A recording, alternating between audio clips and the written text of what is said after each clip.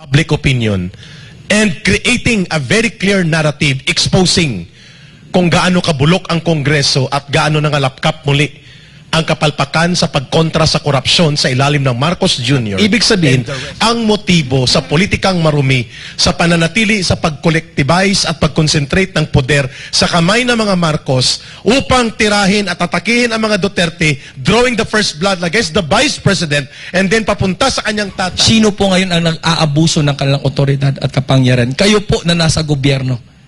Sino po ang masama ngayon? Hindi po kami, kayo po na nasa gobyerno. Especially po, ikaw po, Secretary ka pa naman ng Interior Local Government, Abalos. Ito nga mga kababayan, bago natin ituloy ang video na ito, kung bago ka lang sa aking YouTube channel baka pwede makahingi ng like at subscribe at click mo na rin ang notification bell para updated ka sa aking nilalabas na bagong video. Salamat po. Nanindigan po si Pastor Quiboloy. Kasama po ang SMNI na ipagtanggol ang isang napakalaking operation para wasakin ang pagkatao ng Vice Presidente. For more than 1 month last year, si Vice President Sara Duterte po ay pinunduhan nila Martin Romualdez ng kanilang mga dirty PR operators, all media, and social media para palabasin na gahaman sa pundo. At illegal ang kanyang paghingi ng confidential fund at ang paggastos ng 125 million pesos. Hindi pa po nag-draw the line ang SMNI.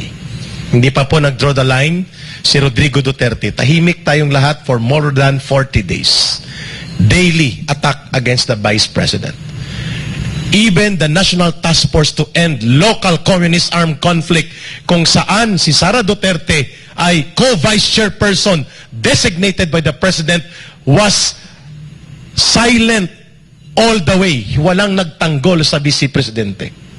Until one day, nagsalita si Pastor Quiboloy. Bago magsalita ang tatay, si Rodrigo Duterte. Sabi ni Pastor Quiboloy, hindi na pwedeng pabayaan ang ganitong kalakaran ng mga maruruming laro sa politika ng mga gahaman na politiko na ginagang up ang Vice Presidente.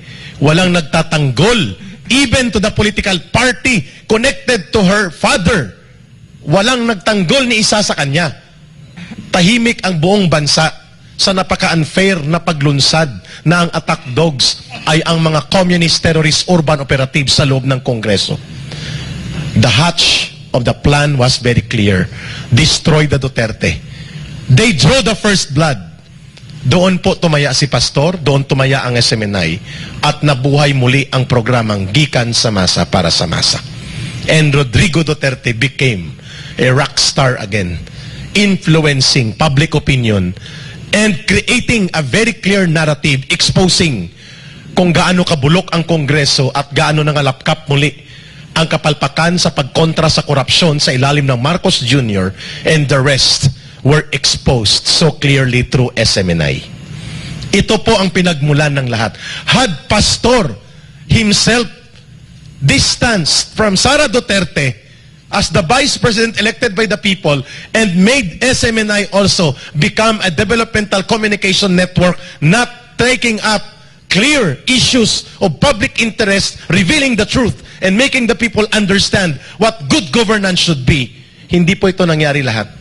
Doon po nagsimula yon lahat. Ibig sabihin, ang motibo sa politikang marumi sa pananatili sa pag-collectivize at pag-concentrate ng poder sa kamay ng mga Marcos upang tirahin at atakihin ang mga Duterte, drawing the first blood against the Vice President and then papunta sa kanyang tatay, ito po ang pinagmulan kung bakit ang SMNI nanindigan. The Dutertes are the reflection and symbol of what good governance and decisive leadership that this country needs and the people need.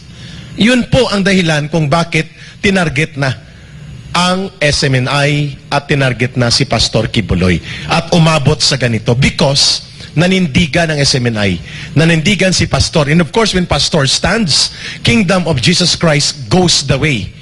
Kung saan ang pastor at namumuno ng kanyang organisasyon at kanyang mga tagapanalig ay doon din papunta ang direksyon nila.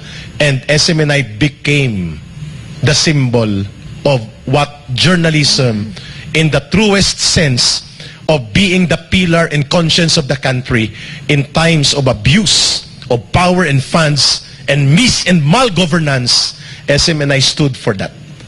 No ifs, no but. Yun pong katotohanan doon. Kaya namin ito hinaharap ngayon.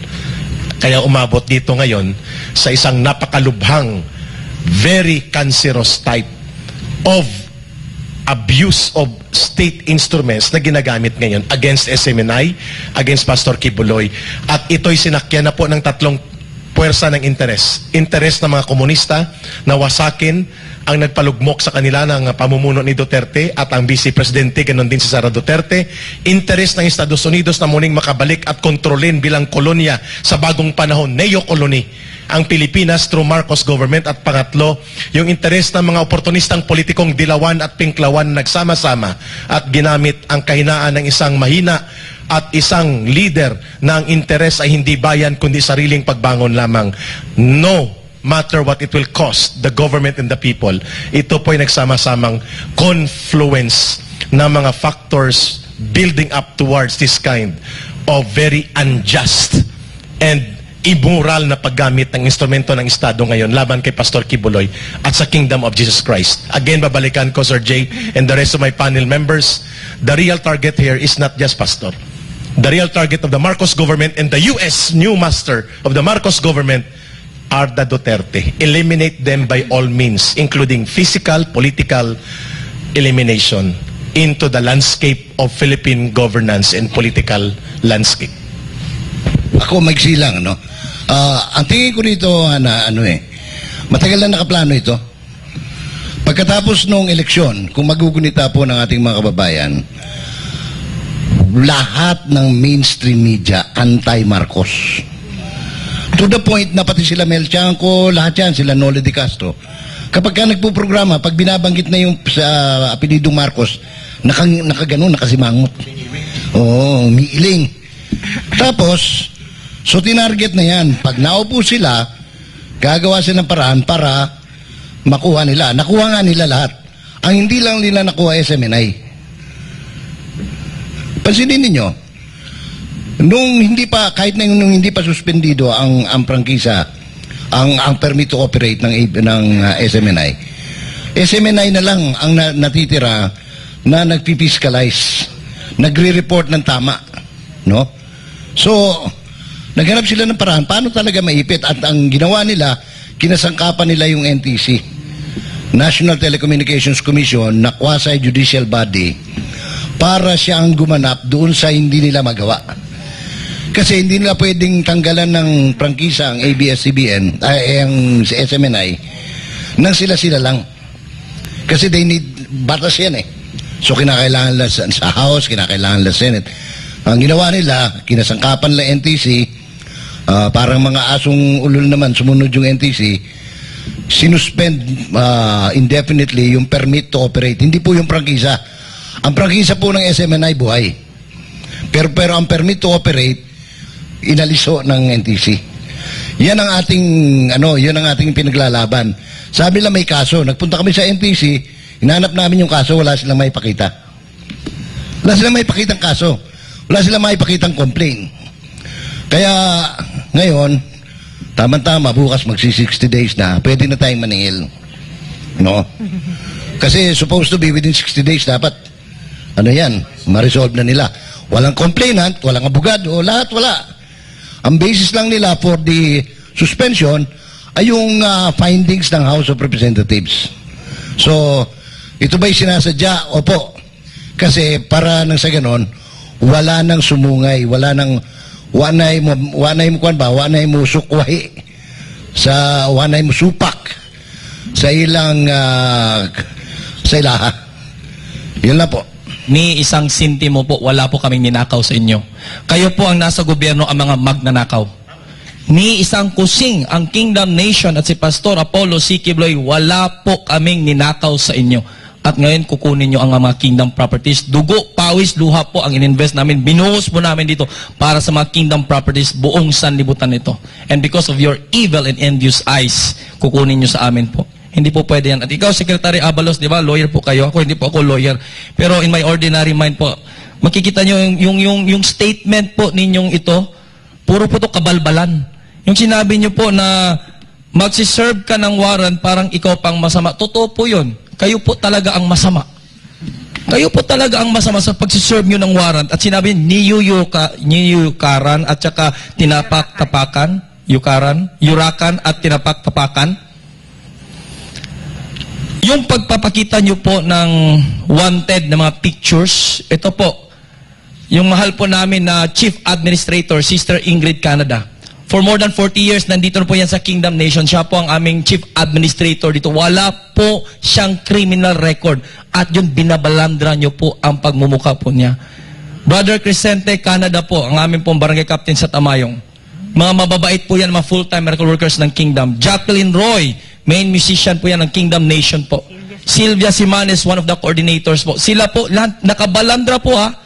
Pero yung hinuli nyo po, yung suspect, ito ang suspect, nahuli, nasa kamay nyo na po.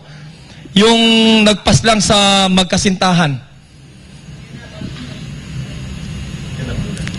Tinabunan nyo po yung mukha, hindi naman po nakablur. Biruin nyo yan, sino po nagyurak ng karapatan? Kami po ba dito sa Kingdom, wala pong human rights? At sila po may human rights, hindi nyo po pinakita yung mukha kasi nga may human rights sila. Yung driver ng van ng Alitagtag Batangas drug bus ninyo na para bang drama-drama lang. Yan o, nakablur po yung mukha. Nakablur po yung mukha. Tapos ano pong pinagkaiba? Ito po, droga pong involved niyan. Ito sa amin, wala pong napatunayan, hindi nga nahuli. Di ba? Pilit nilang nakabail nga yan. Tapos, we present pumunta doon personally po yung ating mga Kingdom full-time miracle workers po, sila Ate Ingrid po, lahat po sila. Kasi available naman po yung kasong yan. And now, you are displaying their faces, yung mga picture po nila, na as if they are the greatest criminal. Sino po ang nag-apak ng karapatang pantao, Secretary Abalos?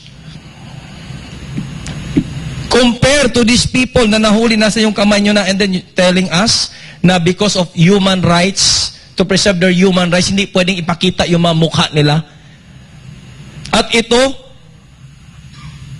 Chief Administrator po namin sa Kingdom Nation, nagsakripisyo po para kasama po namin mahal na pastor para po sa bansang kaharian, nagturo po sa amin ng kabutihan. Inosente po. Binabalandra nyo yung pagmumukha po nila dyan. Sino po ngayon ang nag-aabuso ng kanilang otoridad at kapangyarihan? Kayo po na nasa gobyerno. Sino po ang masama ngayon? Hindi po kami, kayo po na nasa gobyerno. Especially po, ikaw po, Secretary ka pa naman ng Interior Local Government, Abalos. At may angas at may kakapalan pa kayo ng mukha. Telling in our face, especially you, PNP Chief Marbel, calling our pastor, he is not a pastor. Who are you? Sino po kayo para sabihin po na si Pastor Apollo Siquibulay hindi po pastor at fugitive po siya ng batas? Sino po kayo? Ikaw, babalik ko po siya yung tanong. PNP ka naman, chief ng PNP, Philippine National Police. Diba dapat chief ka ng Philippine National Police at you have to serve and protect us na mga mamamayan ng bansang ito. But you are not serving and protecting us. You are serving and protecting sa interest ng mga politiko na pinaglilingkuran po ninyo. And you have the guts at kakapalan ng mukha na tawagin po si pastor na hindi po pastor. Kayo po, chief po ba kayo ng pambansang pulisya ng Pilipinas? O chief lang po kayo sa nag-utos sa inyo dahil sa pang-personal na interest?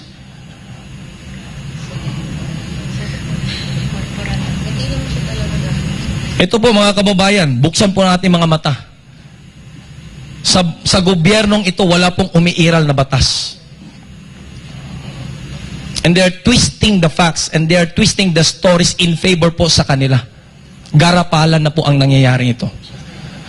Yan lang po.